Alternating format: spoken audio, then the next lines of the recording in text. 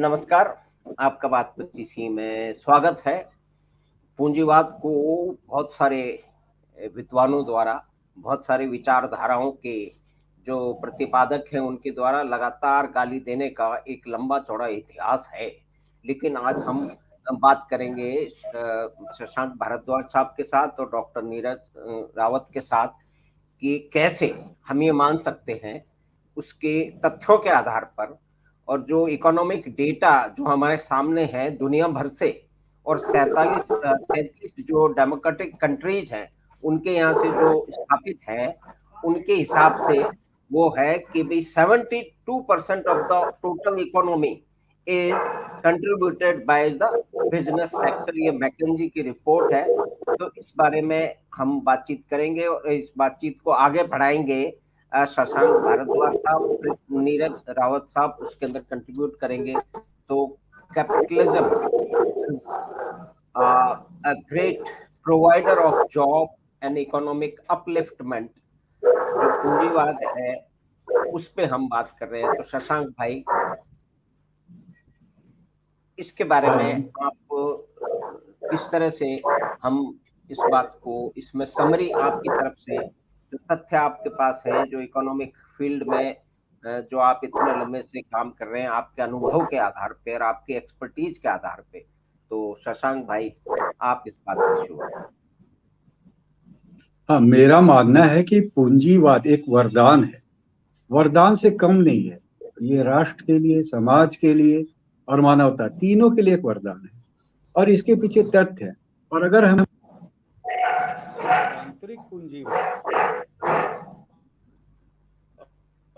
वरदान है, पहले मैं पूंजीवाद पे आता हूँ। पूंजीवाद क्या करता है? पूंजीवाद आपके लिए एक अर्थव्यवस्था का निर्माण करता है, उत्पाद उपलब्ध कराता है, सेवाएं उपलब्ध कराता है, जीविका के अवसर उपलब्ध कराता है।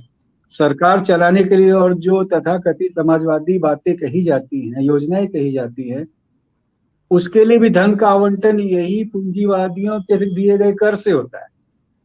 पूरी की पूरी अर्थव्यवस्था, सरकार, शासन प्रणाली, तंत्र सब इनसे चलते हैं। इसलिए पूंजीवाद एक संपूर्ण वरदान है। ये राष्ट्र को तो जो लाभ पहुंचाता मैंने बताया। हम समाज पे आते हैं। समाज में जीविका के अवसर उपलब्ध कराता है, समाज में ये समृद्धि का विस्तार करता है, सभी लोगों कराता है, एंटरप्रेन्योरशिप को बढ़ावा देता है, उद्यमशीलता बढ़ाता है, छोटे छोटे दुकानों के माध्यम से जो सप्लाई चेन बनती है उसमें सहायता करता है। अगर हम और विस्तार से बातें करें तो संसार में जो भी चीज उत्पादित हो रही है उसमें पूंजीवाद की भूमिका है। हम जो खा रहे हैं, पी रहे हैं, पहन रहे हैं, प्रयोग में ला रहे हैं, सब में पूंजीवाद की भूमिका है। जो दुकानदार या और उद्यमी छोटे जो भी कार्य कर रहे हैं उसमें भी पूंजीवाद की भूमिका है। तो जो प्रणाली, जो व्यवस्था इतना है जिसने समृद्धि लाने, जीवन स्तर ऊंचा करने के लिए, अवसर उपलब्ध कराने के लिए इतना कार्य किया है, उसको बिना जाने अधकचरी बुद्धि में कहूँगा, अधकचरी बुद्धि से उसकी आलोचना करते हैं। और आनंद की बात तो यह है कि आलोचना करने वाले भी पूंजीवादी माध्यमों का प्रयोग करते हैं। कोई मोबाइल पे आलोचना कर रहा, कोई किसी समाचार पत्र में लिख के कर रहा। सब समाचार पत्र तो पूंजीवादी व्यवस्था के अंतर्गत चल रहे हैं, सबके शेयर हैं, लिस्टेड हैं, हजारों करोड़ रुपया का उनका बाजार पूंजीकरण है, वहां लाभ को महत्व देके कार्य होता है। तो जिस माध्यम से फेसबुक है या कहीं भी संचार माध्यम से जो आलोचना कर रहे हैं वो भी पूंजीवादी प्रवृत्ति है।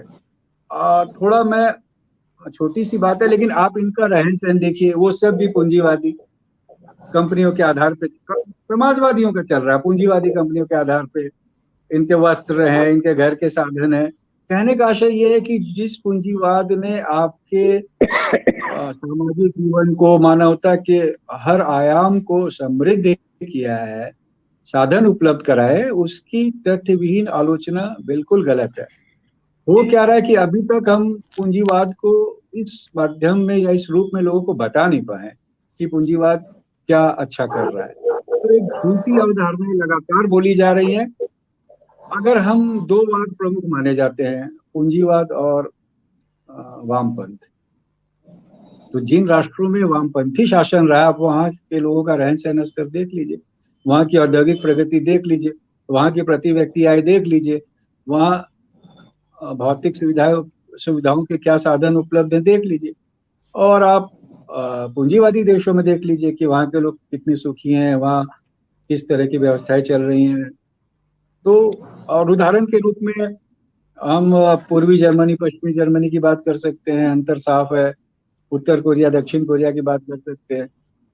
अब चीन की बात आती है, तो चीन में मात्र राजनीतिक वामपंथ है, वहां तो घोर पूंजीवाद है।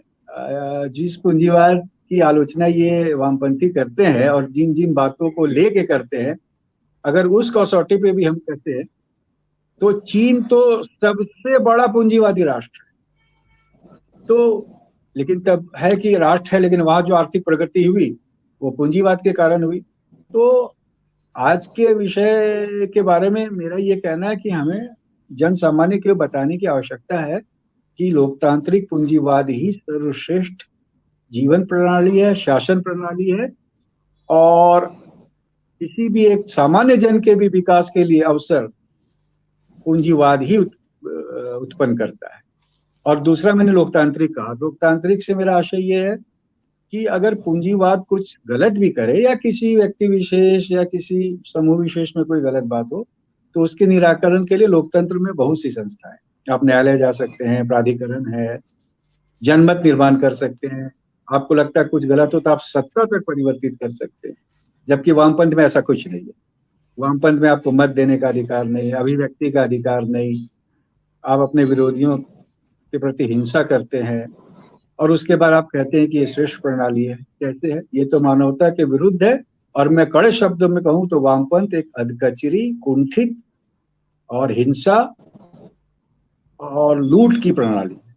और इसके तथ्य हैं, जहां जहां वामपंथी शासन या प्रभाव रहा, ये सब बातें हुई है।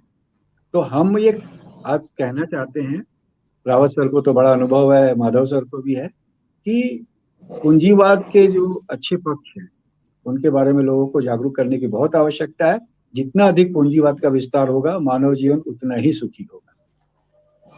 जी शशांक भाई, आपने बड़ा अच्छा पूरा ये परिचय अवधारणा का दिया है, उसके क्या मुख्य अंग हैं। तो अब डॉक्टर नीरज रावत, आप इस बात को आगे ले जाएं और जो अवधारणा की हम बातचीत कर रहे हैं उसके और भी पहलू हैं। और आपका तो बड़ा लंबा संपर्क रहा है, आपने विदेश में बड़ा लंबा चौड़ा काम किया है, और उससे पहले छात्र जीवन में आप वामपंथी विचारधारा के साथ और उसके जो जाने माने जो उसके जो नेता लोग हैं उनके साथ भी रहे हैं, उनको बड़े आपने दोनों ही पक्षों को बहुत ही नजदीक से देखा है। एक जहां पे जिद्दोजहद से काम हो रहा है, और जहाँ की आपने शायद एक बार अपनी चर्चा में आपने बताया था कि जो है कि जो काम की जो तरीका है और उसकी जो पूजा है वो तो आपको किस तरह से होती है, वर्क इज वर्शिप, ये विदेश में ही जाके आपको इसकी अनुभूति हुई, ऐसी कोई बातचीत थी। डॉक्टर नीरज रावत। धन्यवाद माधव जी, और नमस्कार शशांक भारद्वाज जी। देखिए सर, मेरा ये जो पूंजीवाद, समाजवाद, ये जो वाद है ना, मेरा ऐसा मानना है कि इन पर अपन एक थ्योरेटिकल सैद्धांतिक रूप से तो डिस्कस कर सकते हैं, लेकिन व्यवहारिक तौर पर अगर आप इसको देखें ना, तो इसकी कोई मंशा या इसका कोई मंतव्य रह नहीं गया अब कहीं भी। जो लोग, जैसा शशांक जी ने बड़े उससे समझाया कि चाइना, अगर आप उसको एक उदाहरण मानते हैं समाजवाद का, साम्यवाद का, वामपंथी सोच का, तो आज उस तरीके से जो उन्होंने प्रशासन चलाया, तो आज वहां पे क्या स्थिति है। बिल्कुल मैं उनसे ये एग्री करता हूं कि चाइना तो सबसे अधिक पूंजीवाद राष्ट्र है इस वक्त, अगर आप उसको देखिए, क्योंकि जो कम्युनिस्ट पार्टी ऑफ चाइना है वो, ऐसा कौन सा काम है चाइना का जिसमें वो पूंजी नहीं क्रिएट कर रहे। और पूंजीवाद का मतलब यही हुआ ना कि पूंजी क्रिएट कर रहे हो आप। और क्या अल्टीमेटली कोई भी वाद हो, पूंजीवाद हो, अगर वो लोकतांत्रिक पूंजीवाद है तो उससे अच्छी कोई अच्छी चीज नहीं हो सकती। और समाजवाद कभी लोकतांत्रिक समाजवाद इसलिए नहीं हो पाएगा क्योंकि अभी तक जितने भी उदाहरण हमारे सामने हैं, चाहे वे रशिया के लीजिए, क्यूबा के लीजिए, चाइना के लीजिए, नॉर्थ कोरिया का लीजिए, कि वहां लोकतांत्रिक मूल्यों का हनन तो आरंभ से ही हो जाता है, क्योंकि वहां एक छत्र राज सोच का उस पार्टी का होता है, आम जन का नहीं होता।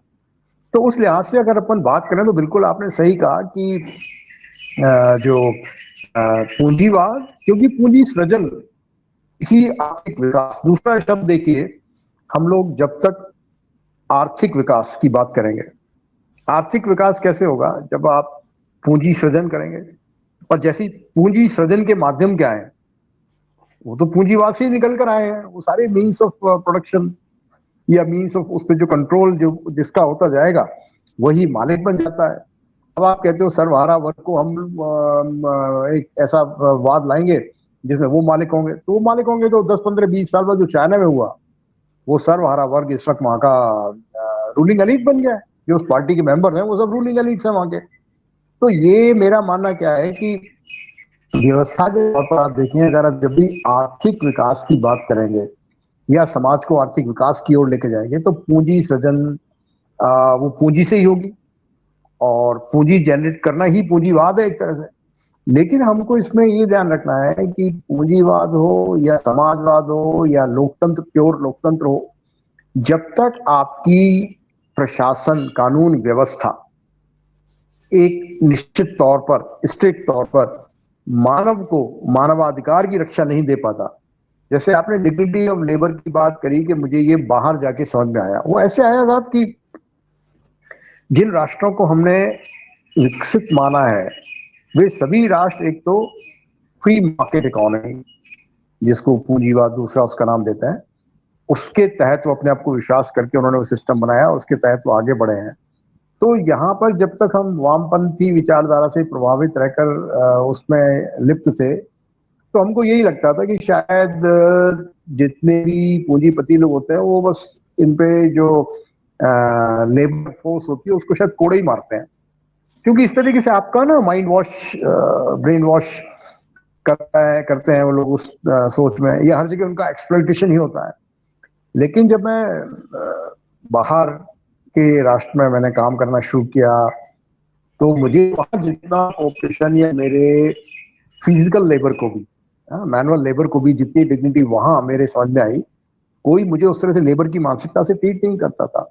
मेरे अधिकारों का सबसे ज्यादा रक्षा मुझे जो भाव हुआ मुझे वहीं उन राष्ट्रों में ज्यादा हुआ। तो मैं इस चीज से बिल्कुल, जो शशांक जी ने कहा कि पूंजीवाद हो या कोई वाद हो, अगर वो लोकतांत्रिक तरीके से चलते हुए मानव विकास, सामाजिक विकास टू एन एक्सटेंट, कि भाई कोई ये तो नहीं कहता कि सभी लोग बराबर हो जाएंगे, वो ना तो समाजवाद में हुआ है, ना साम्यवाद में हुआ, ना पूंजीवाद में होगा। लेकिन हाँ, मतलब कोई भी गरीब तबका है तो उसके लिए भी एक वेलफेयर ओरिएंटेड स्कीम रहे पूंजीवाद व्यवस्था में। कहने का मतलब उन्होंने बड़ा अच्छा शब्द गढ़ा कि लोकतांत्रिक पूंजीवाद। बिल्कुल मैं फेयर में हूँ कि लोकतांत्रिक पूंजीवाद आज के समय में most practical, most realistic and most pragmatic approach होगी, और आम जनता को इस किसी भी तरीके के वादों से, वाद विवाद से बचना ही चाहिए। और वो थ्योरेटिकल लेवल पे बंद कमरों में, बुकिश लेवल पे यूनिवर्सिटी के बंद कमरों में डिस्कशन के लिए रह गया है। बाकी कोई भी राष्ट्र, मुझे आप एक कोई ऐसा राष्ट्र बताइए जो किसी एक पर्टिकुलर पद्धति पे चल रहा हो। कोई समाज चल के वो ऐसा नहीं हो सकता। They will have to go for a mixed kind of system, क्योंकि जब आप एक्सट्रीम पूंजीवाद लाते हो तो बिल्कुल ये चांस है कि भाई जिसके पास कुछ भी नहीं है, स्किल भी नहीं है, लेकिन वो फिर भी मानव बन के पैदा तो हो गया है ना भाई, उसको मानवाधिकार तो दीजिए। हाँ, उसको आप भाई दीजिए, ये सुविधाएं तो आपको मिलेंगी बिना काम करे भी, लेकिन बाकी लोग ज्यादा काम कर रहे हैं भाई, वो आपसे बहुत अच्छा जीवन जिएंगे। मतलब मैं इस सोच में ज्यादा विश्वास करता हूँ कि आप पूंजीवाद रखिए या जो भी रखिए, लेकिन मानव जीवन अगर मिला है तो हम उसके कुछ मिनिमम स्टैंडर्ड उसका तय करें कि भाई हमारे समाज में, हमारे राष्ट्र में जो भी मानव है, हम उसको ये सब तो वेलफेयर देंगे। तो ये मेरा मूल तंत्र है कि वो चाहे पूंजीवाद से निकल के आए, चाहे आपके समाजवाद से निकल के आए। और मैं इसमें एक बात ही ऐड करना चाहूंगा साहब, कि जितने वाद है ना, इनकी सक्सेस डिपेंड करती है, जो मैंने पहले भी कहा था, कि आपका प्रशासन व्यवस्था, आपके देश में कानून व्यवस्था, उसके प्रति जो भी सरकारी है या आम जन है, उसका क्या एटीट्यूड है। हम कानून को, लॉ ऑफ द लैंड को अपनाएं, माने, फिर जो भी व्यवस्था लाई है वो तो लाई है। और एक गरीब का भी, कोई भी किसी वजह से गरीब अगर रह गया या बेसहारा हो गया, तो उसके लिए एक मतलब अपॉर्चुनिटी होनी चाहिए। लोकतांत्रिक पूंजीवाद का यही मतलब है कि भाई ठीक है, जिसके पास बहुत बड़ी पूंजी कार्य करने के लिए नहीं है, तो उसको स्किल अपग्रेड करके उसको एक अपॉर्चुनिटी दी जाए। मैं तो कहता हूं अगर वो ऐसा भी ना कर पाए, हम अपने समाज को इतना सक्षम बनाएं, चाहे वो लोकतंत्र पूंजीवाद की तहत या किसी की तहत, कि अगर कोई बहुत गरीब रह गया, नहीं काम करना चाहता, वो सिर्फ जिंदगी में पहाड़ पे चढ़ाई करना चाहता है, पहाड़ पे चढ़ना भी अपने आप में एक बहुत बड़ा काम होता है, और वो एक्सप्लोर करते हैं ये लोग, ऐसे लोग, तो उनकी सुरक्षा की व्यवस्था क्या है, हम उस तरफ सोचें, उस तरफ की बातें करें। और पूंजीवाद अपने आप में या समाजवाद अपने आप में अकेले तौर पर और in extreme forms, I don't think they are right, but Loktantric Punjiwad, yes, I support it and I agree with that argument what Shashank Bharadwaj has tried to put forward. धन्यवाद नीरज भाई, आपने बहुत ही इसको अच्छी तरह से समझाया, और जिस तरह से लोकतांत्रिक पूंजीवाद की जो अवधारणा है, जो कि वास्तविकता भी वही है कि एक्सट्रीम कोई प्रजातांत्रिक अगर व्यवस्था है तो उसमें एक्सट्रीम तो कुछ हो ही नहीं पाएगा। एक्सट्रीम तो वहां हुआ है जहां का पूरा अधिनायकवाद या कि एक पार्टी का जो है ना क्रूर कठोर किस्म का जो है वो अधिनायकवादियों का शासन आया है, और अधिकतर वो सभी वामपंथी देशों में आया है। हम तो ये कह रहे हैं कि वेनेजुएला में वेस्टर्न हेमिस्फीयर में सबसे अधिक मिनरल वेल्थ है, लेकिन क्योंकि वहां पे पूंजीवाद नहीं आया, वो लोग उस भ्रम में रहे और वामपंथियों के हाथ में शासन रहा, तो वो सबसे ज्यादा जो वेल्थ, मिनरल वेल्थ वेनेजुएला में है, लेकिन वहां से लोग भाग भाग के दूसरे देशों में जा रहे हैं, क्योंकि उस वेल्थ को एक्सप्लॉइट करके वहां के नागरिकों का जीवन यापन बेहतर वहां की सरकारें नहीं कर पाई। वो उसी एक्सट्रीम काइंड ऑफ जो अधिनायकवाद है और वो जो वामपंथ की जो कुछ एक मुख्य मूलभूत आधार है कि उसमें एंटरप्रेन्योर्स को तो दबाना है, और जो राज कर रहे हैं उनके पास में एक्सट्रीम पावर रहेगी।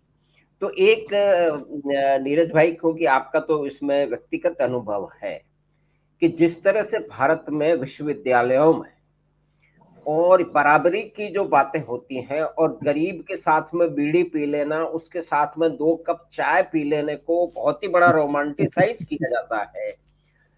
तो और जब वो आपको अनुभूति जो है वो डिग्निटी ऑफ लेबर की जो विदेश में हुई, तो उसमें तो आपके दिमाग में कुछ ना कुछ तो जिद्दोजहद रही होगी कि मैं तो सोच के ये आया था, मेरा अनुभव, मेरे साथियों का प्रभाव तो ये था, और लेकिन यहाँ विदेश में आके मुझे एक काम करते हुए, छोटे से छोटा भी जो भारत में माना जा सकता है काम हो सकता है, आपको वो ही सारे अधिकार मिले। तो उसके बारे में कुछ आप दृष्टि डालें, क्योंकि ये महत्वपूर्ण बात है, क्योंकि ये जो एक टोटल प्रोपेगेंडा है जो यूनिवर्सिटियों में आज भी चल रहा है, सिर्फ जेएनयू की बात नहीं है, देश के अधिकतर यूनिवर्सिटियों में और आर्ट की फैकल्टी में और इसमें ये चल रहा है। तो उस पर आप जरा प्रकाश डालें। हाँ, देखिए माधव जी, आपने बहुत ही सही मायने में ये प्रश्न पूछा कि देखिए, हम जब जवान थे या आज भी हमारे क्या है ना, हमारे संस्कृति में या मानवता के आधार पर ये एक बड़ी बात, अरे किसी गरीब के प्रति हमको सहानुभूति रखनी है। देखिए, अंतर क्या है, हम सिंपैथी रखकर अपने आप को महान बनाने का एक कल्चर यहाँ पर डेवलप है।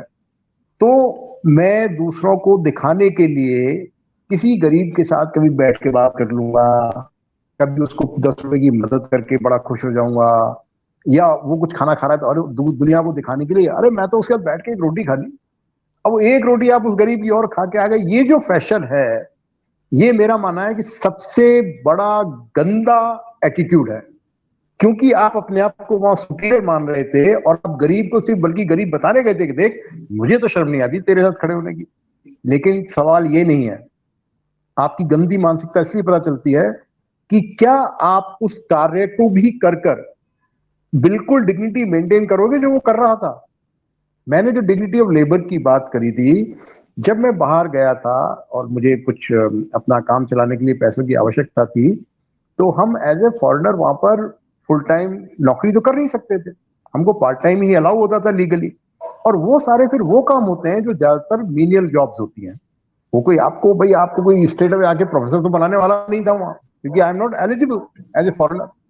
तो जब मैंने वो छोटे काम जिनको कहते थे बार टेंडरी करना, या मैंने विंडो क्लीनिंग के लिए जब एक बार अप्लाई किया, मैं वहां रिजेक्ट हो गया, तो मुझे वो चीजें समझ में आने लगी कि यहाँ आपको मतलब कोई भी लेबर आप काम जो कर रहे हो उसके प्रति दूसरा व्यक्ति कभी कोई निगेटिविटी या आपके प्रति कोई वैसा भाव नहीं रखता, और आपके सारे अधिकार सुरक्षित रहते हैं। जैसे मैं आपको बताता हूं, मेरे टाइम में सड़क बनाने वाले जो लेबर होते थे उस वक्त $52 पर आवर के हिसाब से उनको पेमेंट होता था। प्लम्बर उसका था करीब $27 पर आवर, और जो शिक्षक प्रोफेसर का अगर आप कैलकुलेट करोगे तो लगभग उस टाइम में $30-35 पर आवर के हिसाब से ही बैठ पा रहा था। तो अब ये मैं कोई लेकिन क्या क्या होता है कि भाई प्रोफेसर की जो नौकरी है वो तो एक तरह से साल भर की नौकरी है, सड़क बनाने वाले की नौकरी साल भर नहीं होती। लेकिन वहां पर ट्रेंड भी क्या था कि वो 3 महीने आएंगे, बढ़िया कहीं पे जहां भी काम चल रहा है वो पूरा लेबर फोर्स मूव करती है, बढ़िया काम करते हैं, बढ़िया पेमेंट होता है, बाकी टाइम वो घूम रहे होते हैं। वो भी उसी प्रोफेसर के साथ बार में बैठ के दारू पी रहे होते हैं, बियर पी रहे होते हैं, खाना खा रहे होते हैं, जो आप एक प्रोफेसर या कोई अमीर आदमी कर सकता है। तो दैट्स व्हाट आई मेंट कि डिग्निटी ऑफ लेबर मींस आपके और वो बड़े गर्व से बनाता है कि आप क्या कर रहे हो। मैं आई बिल्ड रोड्स, मतलब आप उसके लेबर से पूछिए, मैं किसी इंजीनियर की बात नहीं कर रहा हूं सर, मैं यहाँ उस रोड इंजीनियर की बात नहीं कर रहा हूं, मैं उस बंदे की बात कर रहा हूं जो स्किल लेकर रोड कैसे डालना है, इसको मिक्सचर कैसे बनाना है, इसकी मोटाई कितनी खुदवानी है, खोदनी है, मैं उन लोगों की बात कर रहा हूं। ऐसे ही मैं आपको एक और उदाहरण दूंगा कि आपने जैसे बहुत अच्छी बात कही कि भाई मैं चलते वक्त ये डिफरेंशिएट ना करूं और किसी गरीब से या कोई थोड़ा सा जो साफ सुथरा आदमी नहीं है उससे बीड़ी मांग के पी लूं तो बड़ा समाजवादी और बड़ा उस तरह का आदमी माना, मतलब मेरे को अरे यार ये तो क्या यार बड़ा इक्वलिटी में बिलीव करता है। मैं कहता हूं वो सबसे इक्वलिटी नहीं, वो बल्कि एक निकृष्ट सोच है कि मैं ये अपने आप को ऊपर का आदमी मान के देखो छोटों के साथ बैठ सकता हूं।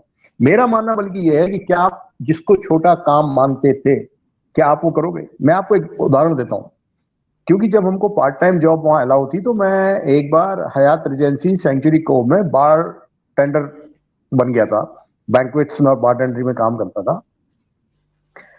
तो वहां काम करते हुए कभी ट्रेनिंग कुछ लोग आते थे, मतलब हमसे भी जूनियर। तो मैं जब 1-2 साल सीनियर हो गया था तो पार्ट टाइम जॉब में जाता था, तो मुझे मेरे इक्वल ना हो करके मुझे कोई जूनियर हेल्पर्स मिल जाते थे अगर रश कम है उस बार में उस वक्त।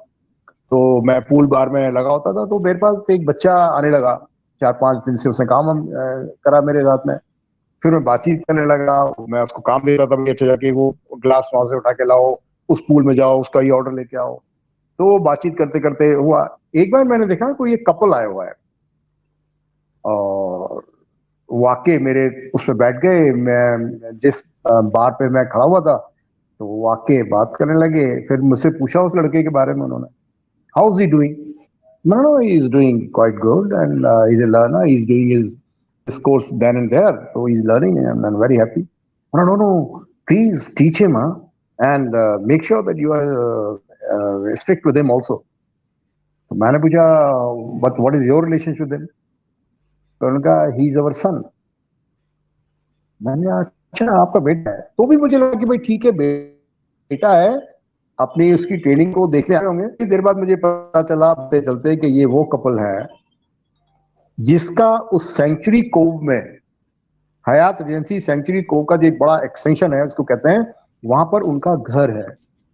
और उस इलाके में घर होने का मतलब होता है साहब कि you are at least millionaire in terms of dollars. तो उस बच्चे को देखिए, वो अपने मोटिवेट करके वो काम, भाई जब तक ये काम नहीं करेगा ये क्या सीखेगा। तो डिग्निटी ऑफ लेबर मुझे, क्योंकि उसको, हमारे यहाँ क्या ऐसा टर्म है, क्या हमारी एवरेज मिडिल क्लास के लोग जो दूसरे गरीब की बीड़ी मांगकर पीकर ये जताते हैं कि देखिए मैं तो कितना उसको इक्वल मानता हूं, क्या वो अपने बच्चे को कहीं आम घर के सामने जो बाग है उसकी सफाई करने के लिए मोटिवेट करेंगे? नहीं करेंगे। एंड दैट इज आई से बिकॉज डिग्निटी ऑफ लेबर मुझे उस प्री मार्केट वर्ल्ड इकोनॉमी में, कैपिटलिस्ट इकोनॉमी जो भी कहो, मुझे था। मैं एक उदाहरण और देता हूँ इस पर मैं आपको। जब मेरी पढ़ाई खत्म हो गई थी तो मैं एशिया में, मुझे मतलब एक टेलीफोनिक इंटरव्यू के तहत मुझे जॉब मिली थी एक कंपनी में। तो उसका हेडक्वार्टर होता था ताइवान, और वो अमेरिकन लोग थे। तो लेकिन उनके ऑफिसेस फिलीपींस, कंबोडिया, इंडोनेशिया, यहाँ सब थे। तो फिलीपींस में किया गया था। तो एक बार किसी वजह से हमारे चेयरमैन ने हमारी मीटिंग ताइवान में रखी, ताइपेई में। हम लोग गए, सब लोग बैठे हुए थे, मिले हुए थे। तो मेरा चेयरमैन का, मेरी जॉब थी एग्जीक्यूटिव असिस्टेंट टू चेयरमैन। तो मुझे कई बार ना उसकी एक आदत थी, जब मैं और वो अगर एक ही शहर में हूं तो मुझे लगभग 7 बजे से ही, मतलब चलो चलो चलो, मतलब ब्रेकफास्ट से लेकर के सब कुछ उसको वर्क कहता था मुझसे कि whatever we are doing we are working. कहने का इनडायरेक्टली कि 24 आवर वर्क करना है, लेकिन पूरी सुविधाओं के साथ। अच्छा, अभी ब्रेकफास्ट कर रहे हैं तो बैठे हैं तो बात कर रहे हैं, किसी को एवेल्युएट कर रहे हैं, या कोई हमारा क्लाइंट आने वाला है तो उसके बारे में बात कर रहे हैं। तो मेरे को लगभग उसने छोड़ दिया एक बार 8:30 बजे। हम 7 साढ़े 7 मिले थे, पैनकेक्स खा के वो फिर अपना चला गया, मैं चला गया। तो मेरे पास टाइम था, मैं अपने 12th फ्लोर के जो ऑफिस था मैं उसमें चला गया। मैं चलो ऑफिस में जाके देखता हूँ। मैं ऑफिस में गया तो मैंने देखा कि भाई एक तो हमारी लेडी और एक कोई लड़का उसकी हमारे फ्लोर की सफाई कर रहा है। मैं ठीक है, मैंने ऐसे देखा, क्योंकि वो लोग चाइनीज थे, उन्होंने टूटी फूटी अंग्रेजी उनको आती थी। उन्होंने मुझसे कहा, मैं भी कुछ निहाओमा करके और बाकी इंग्लिश बोल के अपने क्या, अपनी जो कॉमन हमारा एरिया था वहां बैठ के चाय वाय बनाने लगा अपनी। फिर मैं चाय पकड़ता हूँ, बाहर आ गया, नीचे चला गया। फिर जब ऑफिस का ऑफिशियल टाइम शुरू हुआ लगभग 9:30 बजे करीब, तो हम लोग वापस पूरी धीरे सारी चेयर ऑक्यूपाई होने लगी, सारे स्टेशन ऑक्यूपाई होने लगे। तो मैंने देखा अभी ये तो सेम लड़का भाई, ये तो आके स्टेशन पे बैठ गया, अब वो कंप्यूटर पे काम कर रहा है। तो मैंने कहा भाई ये क्या है? तो चलो, मैंने भाई कोई होगा बड़ा लॉयल बंदा है, अपना आके काम कर रहा था और फ्लोर साफ कर रहा था। तो उसके बाद लंच हुआ। तो लंच की वजह से मैंने कहा ना, मैं चेयरमैन का काफी करीब था, तो अपने जो उसकी फैमिली के लोग भी उस कंपनी में जुड़े हुए थे उनके साथ उस टेबल में मुझे भी बैठा, उसी टेबल पे वो लड़का आके बैठ गया। मैंने कहा ये क्या भाई? तो चलो भाई, आया भाई चेयरमैन डेमोक्रेट है बड़ा। तो फिर चेयरमैन ने मुझे मिलवाया। वो उनके भाई का, खास भाई का बच्चा था, जिसको वो लोग हार्वर्ड में अंडर ग्रेजुएशन का कोई भी कोर्स करने के लिए, उस कोर्स से रिलेटेड जो कॉलेज था वहां वो पढ़ रहा था, और अभी गर्मी की छुट्टियों में आया हुआ था। अब आप देखिए कि उसको गर्मी की छुट्टियों में आए हुए उसको क्या काम दिया शुरुआत में, कि बाकी ऑफिस शुरू होगा उससे पहले आप जाके फ्लोर की सफाई करोगे। और उसने पूरे 1-1.5 महीने के लिए जो भी छुट्टी के लिए आया था वो यही करता था रोज, और उसके बाद वो अपना काम जो रेगुलर काम होता था।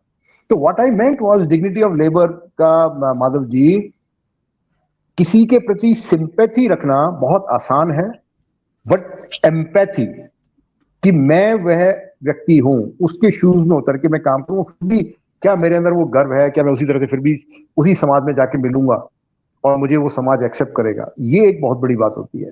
तो आपने सही कहा कि वो जो छद्मवाद, मैं इसीलिए इसको वामपंथी जो विचारधारा इंडिया में कम से कम चल रही है, या मैंने जहां, मतलब मुझे बड़ा दुख के साथ कहना पड़ता है कि ये वामपंथ या कोई पंथ ना होकर के ये सिर्फ छद्म है। ये आजीवन अपने आप से झूठ बोलते हैं ऐसे कुछ लोग। और जो हमारे बच्चे होते हैं जो पढ़ने जाते हैं, जैसे आपने जो चिंता जताई कि भाई इस तरीके की एक्टिविटी से जब वो अट्रैक्ट हो जाते हैं, आर्ट, बीइंग एन आर्टिस्ट, या मैं आर्टिस्ट का बेटे के नाते वो इस तरीके की हरकतें करते हैं ना, वहीं पर वो गलती गलत चीजें बच्चे उस टाइप में पड़ जाते हैं। उस ढोक ढो ढो क्या कहते हैं, ढोकला कहते हैं कि क्या मतलब ढकोसला, हाँ ढकोसला वाली विचारधारा के प्रति एक जो झूठा टेम्पररी जो अट्रैक्शन उनका होता है, ये उतने दिन का होता है क्योंकि वो बड़ा अच्छा लगता है। तो बड़ा, जैसे मैं आपको एग्जांपल बताता हूँ, कोई फिल्म से रहा है बड़ा पॉपुलर है, अब वो किसी एक विचारधारा से जुड़ा हुआ है, वो अपन को आम जन को नहीं पता। उस विचारधारा के लोग जब उसको बुला लेते हैं और वो आके उनके साथ मतलब फुटपाथ पे पैर पसार के थोड़ी देर के लिए बैठ जाता है, तो आम जन जो इस पूरे छिपे हुए उस रूप को नहीं जानता, अरे यार कितनी अच्छी है वो या कितना अच्छा है वो, और इस चीज से आप इंप्रेस होकर उनके पीछे पीछे चलने लग जाते हो, फिर उनके साथ नारे लगाने लग जाते हो। तो मैं कई बार लोगों को बताता था कि इस तरीके के जो संस्थान है और वहां पर जो इस तरह के नारे लग जाते हैं, तो ऐसा नहीं है कि 100% वो बच्चे पूरे मोटिवेट होकर कर रहे हैं, वो प्रभावित होकर, और ये उनका मतलब कैरेक्टर होता है, और which is a very bad. अगर आप उसका रियल मीनिंग लोगों को समझाओगे, ये तो बल्कि छद्म है था। तो ये मतलब डिग्निटी ऑफ लेबर का जो मतलब मैं समझा था, मैं तो बाहर जाके मैं नहीं समझा था। जी जी जी। तो नीरज भाई, आपने अपने व्यक्तिगत अनुभव से जो आपने डिग्निटी ऑफ लेबर का, या कि गरीबों के साथ में सहानुभूति रखने के छद्म व्यवहार से लेकर के और डेमोक्रेटिक कैपिटलिस्ट कंट्रीज में जाके आपको एहसास हुआ कि डिग्निटी ऑफ लेबर क्या है, चाहे वो खिड़की साफ करने का काम था जिसमें आप शुरुआत में जैसा आपने बताया फेल हो गए, या कि आपने सड़क के जो कर्मचारियों की बात बताई, तो ये एक जो प्रैक्टिकल एस्पेक्ट है कि कितना बड़ा प्रोपेगेंडा चल रहा है, जो शशांक भाई ने शुरू से ही बताया कि एक तरह से मतलब जो व्यापारियों को और जो कैपिटलिज्म को एक तरह का प्रेत बताने का एक जो नैरेटिव है बड़े लंबे समय से चल रहा है, तो उसकी बहुत ही अच्छी एक तुलनात्मक जो है अनुभव आपने शेयर किया। शशांक भाई, आप इस बात को आगे बढ़ाएं, ये बहुत ही रोचक बातचीत होने वाली है और कई परिप्रेक्ष्य इसमें मिलने वाले हैं आपके आकलन के हिसाब से और नीरज जी के व्यक्तिगत अनुभव से। शशांक भाई, पहले तो ये सर्वहारा की बात करते हैं, तो ये तो नकारात्मक चिंतन।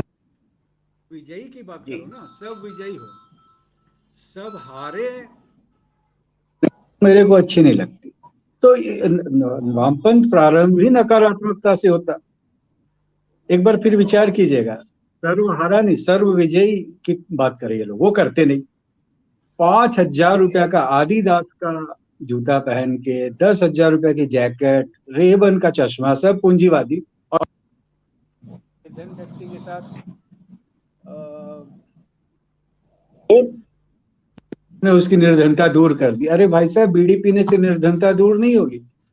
निर्धनता दूर होगी जब उसके लिए मासिक आमदनी का कोई स्थायी स्रोत बनेगा, भले वो जीविका से बने, व्यापार करने से बने, तो ऊपर जाएगा। लेकिन तरह का जो आत्मसंतुष्टि का, कभी कभी तो मेरे को लगता है ना कि ये वामपंथ तो क्या करते हैं, ये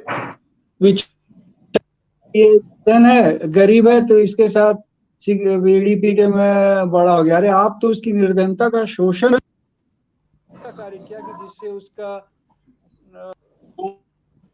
और वेलफेयर स्टेट एक सीमा तक हो सकती। धन की जो कमी है या संसाधन की कमी, वो सभी अर्थव्यवस्थाओं में रहती है। आप प्रत्येक व्यक्ति को उपलब्ध नहीं कर सारे साधन सरकार के द्वारा, उसको आप किसी को 2-5 हजार रुपया महीने देने की अपेक्षा उसका परिवार 10,000 रुपया महीने, 15,000 रुपया महीने करे, मैं भारत के परिप्रेक्ष्य में बात करूं, ऐसी व्यवस्था बनाई जानी चाहिए। तो वो तो हो नहीं रहा। ये आके भाषण दे देते, इसको वो दे दो, उसको ये दे दो, फलाना दे दो। अरे भैया, देने के लिए धन चाहिए। अगर रुपये छाप के ही सबको संतुष्ट किया जा सकता था, तब तो पूरी दुनिया सुखी रहती।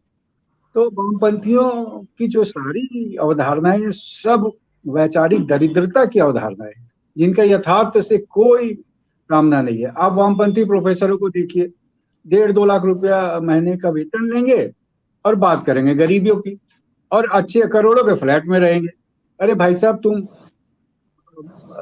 झोपड़ी में रहो ना, तुम्हारे पास जो पैसे आते हैं उसमें 10-5 हजार रुपया रख के बाकी बांट दो। किसको बांटा है?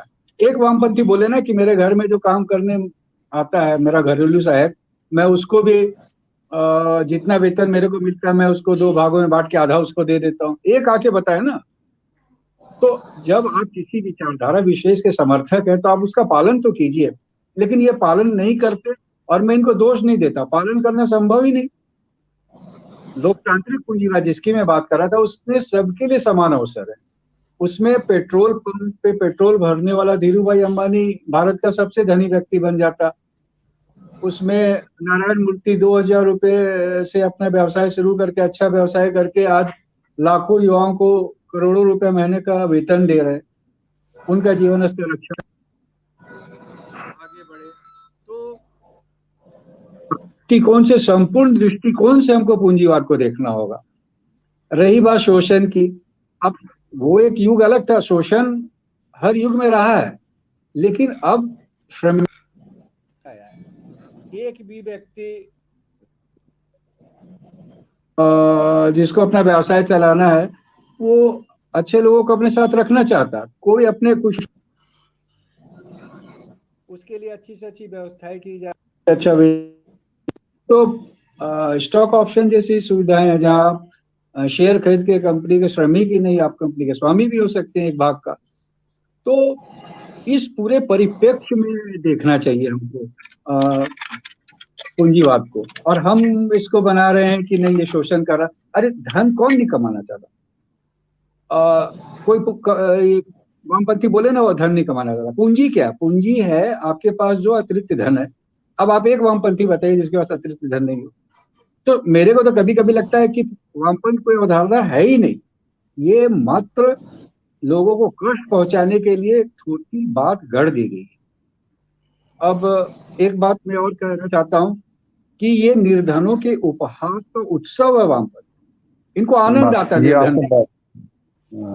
वहां पे सोचने लगते हैं कि अरे वाह ये निर्धन है, जो अभी रावत जी करे थे उसी को मैं एक विस्तार दे रहा हूँ कि ये निर्धन है तो हम इस पे दया दिखा के हम बड़े व्यक्ति हो गए। अरे तुमने उसके लिए क्या किया? उसकी निर्धनता दूर करने के लिए तुमने क्या किया? तुम 5,000 का एडिडास का जूता नहीं खरीद के 5,000 रुपया किसी निर्धन को तुमने दिया है क्या? बताओ, दिया है तो ये अब देखा जाए तो इसको हम कह सकते हैं एक फैशन स्टेटमेंट हो गया है वामपंथ में। इसका कोई आधार नहीं, तथ्यों पे टिकता नहीं, और सारी व्यवस्थाएं हर जगह रही और सबने सबका परिणाम देख लिया। तो ये एक तरह का संपूर्ण, जिसको कहते हैं तिरस्कृत अवधारणा है। तो हम तो इस अवधारणाओं के पक्ष में बिल्कुल नहीं है।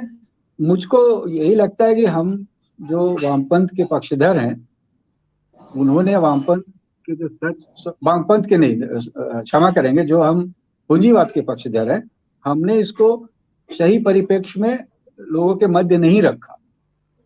अगर रखते तो रावत जी भी क्षमा करेंगे, जैसे रावत जी उधर से इधर आ गए ना, तो ये बहुत कम लोग उधर दिखते जिनको बिना किसी परिश्रम के जीना है।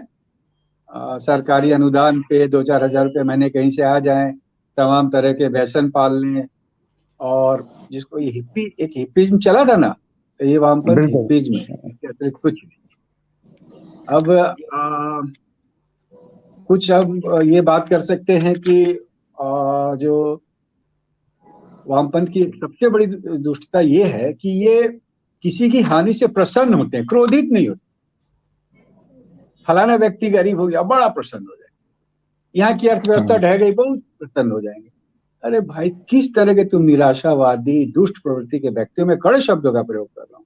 अब इनका अभी अदानी प्रकरण पे हम बात करें, अदानी का धन कम हो गया तो प्रसन्न हो गया। अरे तुम बोलो ना उसने ये गलत किया, धन कम होने से तो तुमको दुखी होना चाहिए। तो एक हमारे वहां मित्र हैं, अपने आप को बड़ा पत्रकार समझते, लिखते हैं कि अब अदानी का धनी व्यक्तियों की सूची में कितना स्थान है, परिहास में। अरे तुमको सोचना चाहिए कि धन मात्र अदानी का कम नहीं हो रहा, वो भारत राष्ट्र का धन कम हो रहा, अर्थव्यवस्था का धन कम हो रहा, जो उसके जनसाधारण शेयर धारक है उनका धन कम हो रहा, राष्ट्र की वित्तीय क्षमता कम हो रही। तो तुमको क्रोध आना चाहिए इसमें, तो ये आनंद मनाते हैं। तो यही दुष्प्रवृत्ति के व्यक्ति हैं, और ये बुरा माने चाहे भला माने, इनकी यही प्रकृति है। और फिर मैं कहूंगा हम सब पूंजीवाद के समर्थकों को सारे तथ्य सामने लाने चाहिए और बताना चाहिए लोगों को कि आपका जीवन कैसे पूंजीवाद के माध्यम से सुखमय हो सकता जी। लोकतांत्रिक बहुत ही पूंजीवाद, लोकतांत्रिक महत्वपूर्ण जो है ना, वो जो बात अभी तात्कालिक जो उदाहरण दिया है कि जिस तरह से अब अडानी की जो बात हो रही है, तो 1990-91 में जो लिबरलाइजेशन शुरू हुआ, जो कि जिस तरह से दबा के जो देश की जो उद्यमी थे और उद्यमधारिता थी, उसको दबा के रखा गया 47 से लेकर के 90 तक। तो उसमें जो मनमोहन सिंह जी के जो वित्त मंत्री होते हैं, नरसिम्हा जी के समय में जो ये मूलचूल परिवर्तन आया, उसका सबसे बड़ा विरोध वामपंथियों ने किया। कंप्यूटरीकरण हुआ, जब कंप्यूटर आने लगे तो मुझे याद है जयपुर में रिजर्व बैंक ऑफ इंडिया की आगे कंप्यूटर के ट्रक आ गए थे, बड़े बड़े झोला छाप लेकर दाढ़ी वाले वामपंथी सड़कों पे लेट गए थे। तो पुलिस अफसरों ने कहा कि आप अपना प्रदर्शन करिए, और कुछ लोग ट्रक पे हमला करने के लिए बढ़े कि उन्होंने कहा आप संपत्ति को नुकसान नहीं पहुंचा सकते, आप नारे लगाइए, आप लेट जाइए, और ये तो ट्रक तो अंदर जाएंगे, हम आपको इसकी इजाजत नहीं देते। ये मैंने खुद दिखाया, हमारे कई जो वामपंथी मित्र है वहां उस समय झोला पहन के सड़कों पे लेटे हुए थे, कंप्यूटरीकरण का इस्तेमाल के विरोध में। जब टेलीफोनी का प्राइवेटाइजेशन हुआ तो सबसे पहले उन्हीं का विरोध हुआ। जहां तक मुझे याद आता है कि कलर टेलीविजन आया तो उसका भी सबसे अधिक उन्होंने विरोध किया। और सबसे इसके अंदर एक विचित्र बात यह है, क्योंकि थोड़ा बहुत मेरा संबंध रहा है कला विधा से, नाटक से, और थोड़ा टेलीविजन से, थोड़ा लिखने पढ़ने से, तो उसमें मुझे ये सबसे बड़ा आश्चर्य ये होता है कि जो कलाकार लोग हैं जो कहते हैं कि हम बड़े ही संवेदनशील हैं, हम दूसरे का दुख समझते हैं, हम कष्टों में खड़े रहते हैं, हमें गरीब का जो रोष है, गरीब की भूख को हमको दुनिया के ऊपर सामने लानी है, उसको हमको उठाना है, वो लोग सबसे अधिक प्रसन्न हो रहे हैं कि अडानी का शेयर नीचे गिर गया। और वो कहते हैं कि जनता का हाथ हो गया। मैंने कहा भाई आप ये देखो कि जो बड़े इंस्टीट्यूशन है और अडानी है, उनकी होल्डिंग सबसे अधिक है।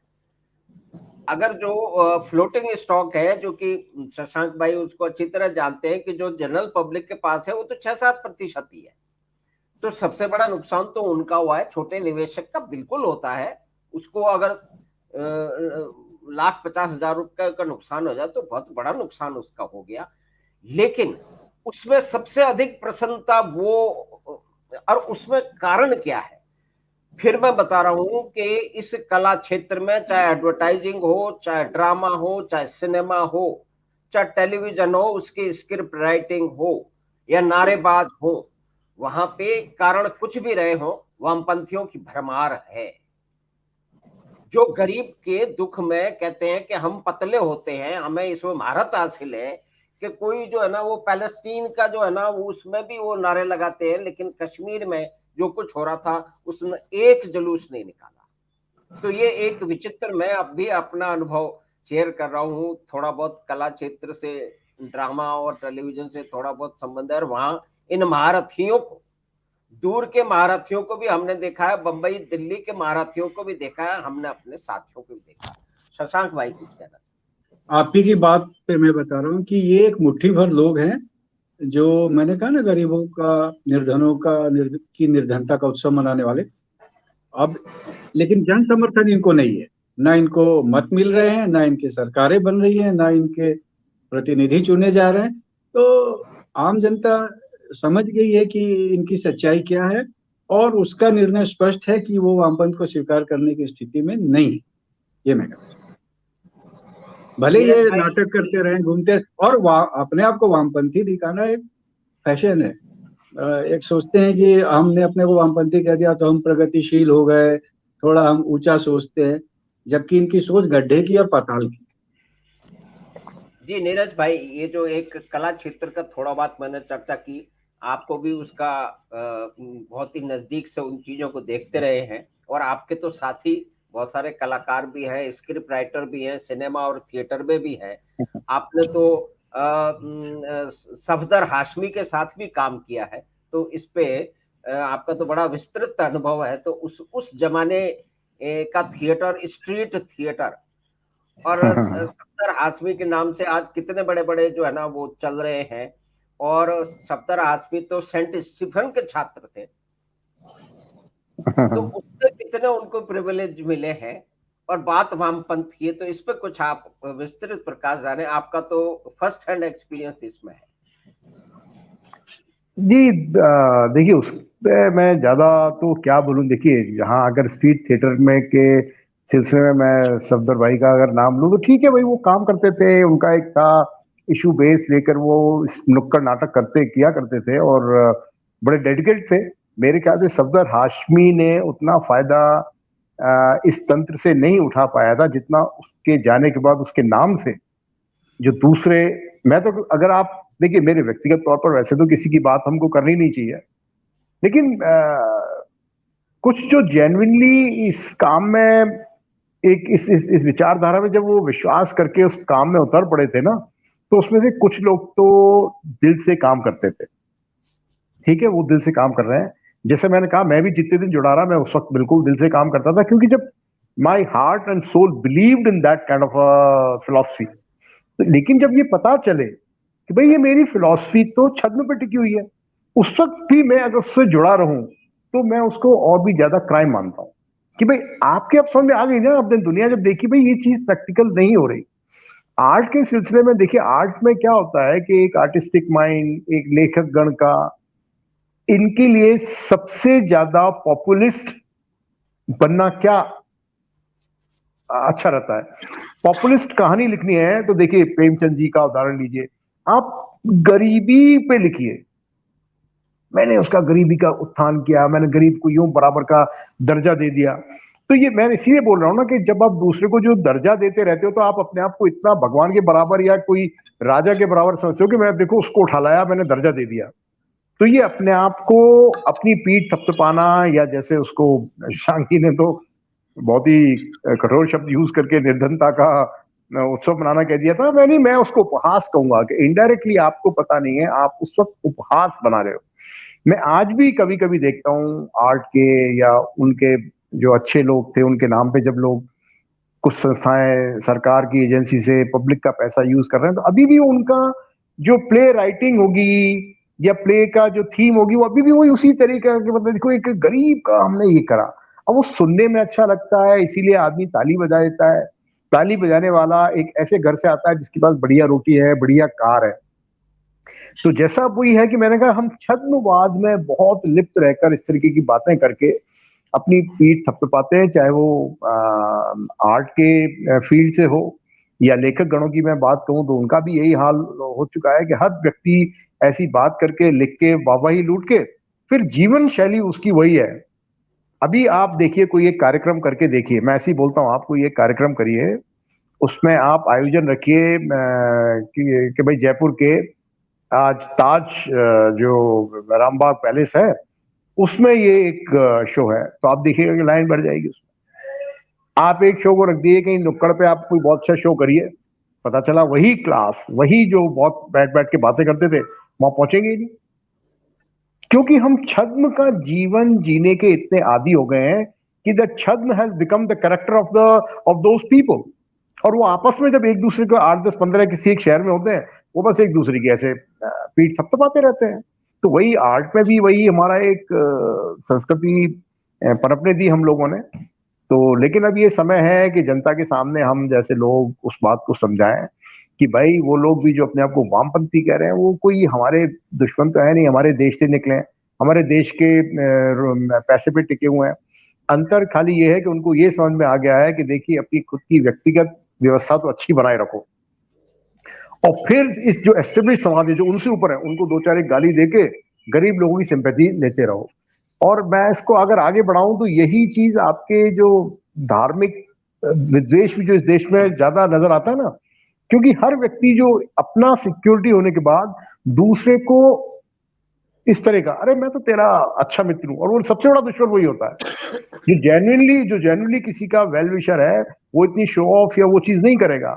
तो मैं यही कहूंगा कि देखिए, मतलब किसी व्यक्ति के नाम को लेके आगे मैं उस पर ज्यादा कमेंट नहीं करना चाहता कि आज उनके नाम पे जो संस्थाएं वहां चली हैं, उन्होंने जिस तरह की लैंड ग्रैबिंग, स्पेस ग्रैबिंग जो वहां कर रखी है दिल्ली में, वो ठीक है, लेकिन वो हमने होने दे रहे हैं ना। वो वो गलती प्रशासन की, सरकार की भी तो है ना। भाई अगर सरकार है, सरकार को तटस्थ रह के काम करे। मैं कोई सा वादी हूं, लेकिन अगर मैंने कोई गलत काम किया है तो उसके मुझे पनिशमेंट होने चाहिए। इसीलिए सर, एक बार अपन की और बात हो रही थी, आपने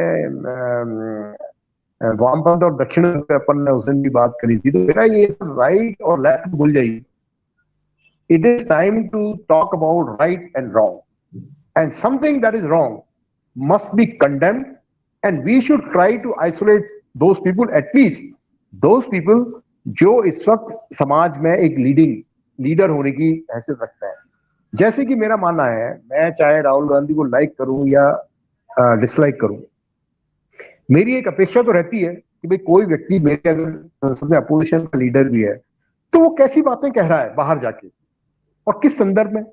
अब आप चाइना को तो कहते हो कि ये तो बड़ी मतलब डेमोक्रेटिक और अपने जनता का बड़ा ध्यान रखने वाली, और क्या इसने एक और शब्द यूज किया है जो बड़ा कि मतलब which gives a very clear कि बड़ी अच्छी सरकार है, बड़ी वेलफेयर ओरिएंटेड सरकार है। और आप अपने देश के बारे में कह रहे हो कि यहाँ तो कोई स्वतंत्रता ही नहीं है। वो एक सिख भाई वहां के बैठा होगा, उसका नाम लेके कह रहा था, यू नो ये बंदा वहां का सेकंड रेट सिटीजन है, जो ये नहीं है वो सेकंड रेट सिटीजन है। मतलब मैं अगर वहां बैठा होता या मैं कोई भी होता, तो किसको ये फीलिंग आ रही है, मुझे ईमानदारी से बताइए। तो ये जो छद्मवाद की अति मतलब एक्सट्रीम पॉइंट है ना, मतलब वो छद्मवाद को भी मतलब आप क्रॉस कर जा रहे हो कि सब कुछ जानते हो, आपको जो प्रिविलेजेस यहाँ मिले हुए हैं वो आपको किसी देश में कहीं नहीं मिलेंगे, और वो इसीलिए बकवास कर रहे हैं।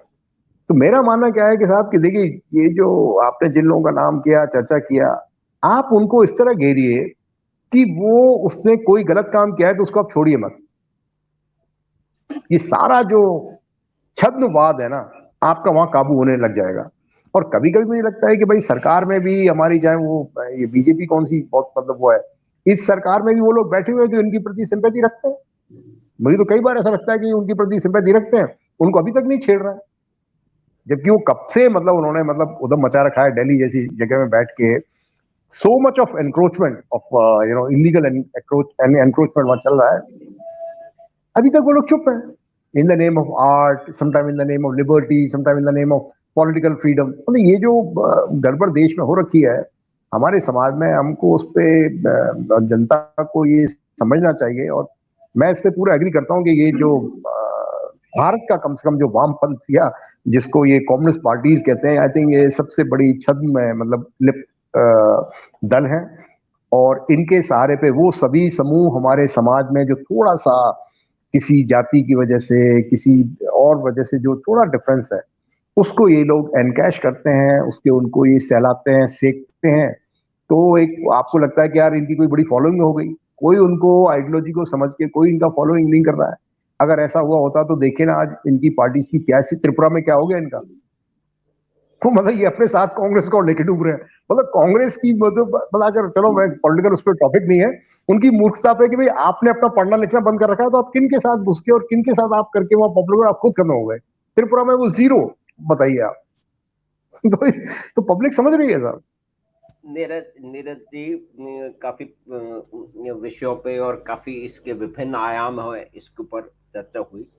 और जैसे आज एक नैरेटिव, शशांक भाई उस पे आप और थोड़ा प्रकाश डालें, आपकी उसमें काफी जानकारी है, उसमें आपकी एक्सपर्टीज है कि ये कहा जा रहा है कि देश खड्डे में जा रहा है। मतलब एक जो जैसे अडानी तो देश को लूट रहा है और उसका शेयर कम हो गए तो बहुत सारे लोग खुश हो गए। अब पिछले 5-6 साल में, 5-6 दिन में वो काफी बढ़ भी गए, शायद 40% बढ़ गए, आपको अधिक जानते हो, तो अब चुप हो गए उस पर। लेकिन दूसरी बात ये है कि भाई टाटा ने इतना बड़ा, दुनिया का सबसे बड़ा प्लेन का ऑर्डर दे दिया। अगले आने वाले सालों में करीब 1100-1200 प्लेन इस देश में आ रहे हैं, और ये सारे ऑर्डर जो है वो प्राइवेट सेक्टर की तरफ से जा रहे हैं। जहां इंडियन एयरलाइंस कभी 25 करोड़ रुपए रोज का नुकसान उठाती थी, आज बाकी कंपनियां जो है वो देख रही हैं कि कम से कम एयर ट्रैवल में 2 से ढाई गुना आने वाले समय में उसमें बढ़ोतरी होने वाली है। तो ये जो है देश लुट गया, पिट गया, बर्बाद हो गया, ये भी नैरेटिव चलता है और उसके बिजनेसमैन के अगेंस्ट में चलता है। तो उसके बारे में आप थोड़ा प्रकाश डालें, फिर अपन इस बातचीत को फिर आगे फिर दोबारा नए आयामों से करेंगे, उसको विराम दें। जैसे घाटे की बात होती है, तो घाटे का कोई भी वस्तु, कोई भी प्रकल्प अधिक दिन चल नहीं सकता। आज मैं 1 लाख रुपए महीने कमाऊं और वह 1.5 लाख रुपए महीने कमाऊं तो कितने दिन चलेगा? किसी वामपंथी का कितने दिन चलेगा? 10,000 रुपया कमाएगा और 15,000 रुपया खर्च करेगा तो कितने दिन चलेगा? तो ये सब बातें जो जन सामान्य पे लागू होती है, सरकार और कंपनी सब पे लागू होती है। आपने बोला एयर इंडिया घाटे पे चल रहा था, सरकार ने उससे मुक्ति पाके किसी निजी उद्यमी को दे दिया। निजी उद्यमी ने उसमें अच्छी व्यवस्था लाई। देखिए, सबसे महत्वपूर्ण क्या है आज के दिन? मैनेजमेंट है। व्यवस्था अगर अच्छी है, प्रबंधन अच्छा है, तभी कोई भी चीज चलेगी। आपका घर हो, आपका व्यवसाय हो, आपका प्रोफेशन हो, राष्ट्र हो, सही बात है। हाँ, कुछ भी हो, अगर प्रबंधन अच्छा नहीं रहेगा तो नष्ट होगा। अब सरकारी जो उपक्रम है उसमें सबसे बड़ी बाधा यही रहती थी, ना तो प्रबंधन अच्छा रहता था, ना अच्छा करने की कोई क्षमता होती थी, सोच होती थी, और ना ही साधन होते थे। यूनियनबाजी इतनी है, आप कोई कार्रवाई नहीं कर सकते। तो जब प्राइवेट सेक्टर आता तो वो जो भी संसाधन है उनका सर्वोत्तम प्रयोग करने की सोचता है, इससे उसका विकास होता। अब एयर इंडिया में इतने जहाज आ जाएंगे तो उसका लाभ किसको होगा? सामान्य जन को होगा। अब ये भूल जाइए कि सामान्य व्यक्ति हवाई यात्रा नहीं कर सकता, वो भी करता है। तो उससे विस्तार हुआ, सुविधाएं बढ़ी, तो उसका लाभ किसको सर्वाधिक पहुंचा? अगर 50,000 रुपए भी टिकट हो, एक टिकट, तो जिसके पास धन है वो चला जाएगा। लेकिन अगर 3,000 रुपए टिकट हो तो जिसके पास धन नहीं है वो भी चला जाएगा। तो जब पूंजीवाद पूरी प्रतिस्पर्धा के साथ काम करता है तो वो साधन सबको उपलब्ध होते हैं और सबसे अधिक जन साधारण को उपलब्ध होते हैं। मोबाइल आप देख लो, जब मोबाइल प्रारंभ में आया था तो कोई 16 रुपया या 30 रुपया पर मिनट कॉल के लगते थे और मुट्ठी भर लोगों के वश की बात थी। आज क्या है? आज से खोमचे वाला, रिक्शे वाला, आप किसी के पास देखो मोबाइल है। यूपीआई हर किसी के पास है। कहने का आशय ये है कि जब पूंजीवाद को विस्तार मिलता और प्रतिस्पर्धा होती तो उसका सर्वाधिक लाभ समाज के सबसे निचले वर्ग को होता है, जिसको ये बीडीपी के सुखी करने का सोचते हैं ये कचरे वामपंथी, उसको सबसे ज्यादा लाभ होता है। और आप जब तक किसी व्यक्ति का, मैं बार बार कहता हूं, जब तक उसके लिए अस्थायी आय का साधन नहीं करेंगे आप उसको सुखी नहीं बना सकते। ढपली बजाने से किसी व्यक्ति की प्रति माह आय नहीं बढ़ती। वो ढपली बजाना इनका एक शगल है, वो बजाए, नाचे, कूदे, किसी निर्धन व्यक्ति का उससे कोई भला नहीं होता। संसाधन के अनुरूप कार्य करने पड़ते। जो आपने कहा एयर इंडिया आया, बहुत अच्छी बात है। और अदानी के बारे में, अदानी की हम बड़ी चर्चा करते हैं। पहले बात, अदानी अपना शेयर खरीदा ही नहीं। अदानी का तो स्टेक वही था। अब कोई व्यक्ति शेयर बाजार में कोई भी भाव में शेयर खरीदने के लिए स्वतंत्र है। किसी निवेशक को अच्छा लगा कि भाई 4,000 रुपए में इसमें मूल्य है, उसने खरीद लिया। अदानी क्या कर लेगा उसमें? फिर किसी को लगा नहीं भाई ये बेकार कंपनी हो गई, 1,000 रुपए में बेच दिया, उसमें अदानी क्या करेगा? अदानी ने तो अपना स्टेक बढ़ाया नहीं, अदानी तो मार्केट से शेयर खरीदे नहीं, और उल्टे अभी कुछ शेयर उसने बेचे ही हैं। तो ये कहना कि अदानी ने दाम बढ़ा दिए, सब उनकी, मैं तो बार बार कहता हूं कि ये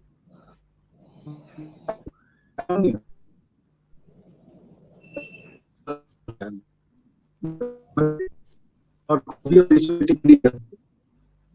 तो इन सब बातों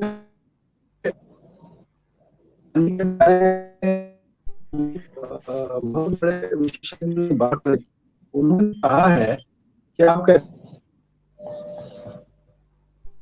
जीवन यात्रा है या जो व्यवसायिक जीवन की यात्रा है वो 30 वर्षों की है।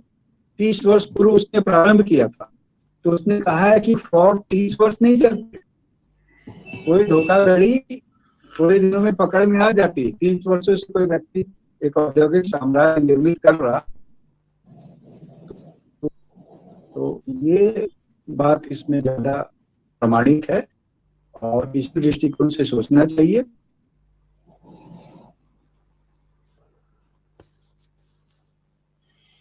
जी, धन्यवाद शशांक भाई, धन्यवाद नीरज जी। कैपिटलिज्म के जो प्रजातांत्रिक जो पूंजीवाद है, जिसमें प्रजातंत्र में और दोनों का सम्मिश्रण है, वो देश के लिए लाभदायक है और निचले, सबसे निचले तबके के लिए भी वो अवसर पैदा करता है, रोजगार के अवसर, और अन्य उसकी आय भी बढ़ाता है और उसके जीवन में बेहतरी लाता है। ये बार बार सिद्ध हो चुका है, कई उदाहरण हैं, देशों के उदाहरण हैं। और तो ये सब के अंदर जो बातचीत हुई उसमें शशांक भाई ने और डॉक्टर नीरज यादव ने अपने विभिन्न परिप्रेक्ष्य उसको उसकी विवेचना की। तो ये एक महत्वपूर्ण विवेचना है। इस तरह से बातें जनरली कहीं नहीं जाती हैं, क्योंकि बहुत सारे विचारधारा के प्रभाव, उसके जो डेड वेट है, उसके कारण ये बात हो नहीं पाती है। तो इस विषय को फिर आगे बढ़ाएंगे और आगे भी बात करेंगे। तो शशांक भाई का और डॉक्टर नीरज रावत का धन्यवाद। ये इस चर्चा के और भी विभिन्न आयाम हैं जिस पे जाया जाएगा। तो धन्यवाद सर, धन्यवाद। हमें आशा है कि बात 25 पे ये पूंजीवाद वरदान है, ये बहुत सारे लोगों को ये शीर्षक बड़ा बुरा लगेगा, लेकिन वो इसकी काट कर दे, वो उसके जो है वो दूसरे उदाहरण साथ मिला दे। तो ये चर्चा चलनी चाहिए और इसके और भी आयाम हैं, उसमें नीरज जी के साथ में, शशांक भाई के साथ में और अन्य जो विद्वान मित्र हैं उनके साथ में हम ये आगे भी चर्चा करते रहेंगे। तो आपने ये कार्यक्रम सुना, देखा, इसके लिए आपका धन्यवाद। हमें आशा है कि ये कार्यक्रम आपको पसंद भी आया होगा, तो अपने मित्रों और परिवार के साथ लिंक साझा करें। हम आपसे शीघ्र ही मिलेंगे बात 25 की अगले बात में। धन्यवाद नीरज जी को भी और धन्यवाद शशांक भाई। धन्यवाद, धन्यवाद।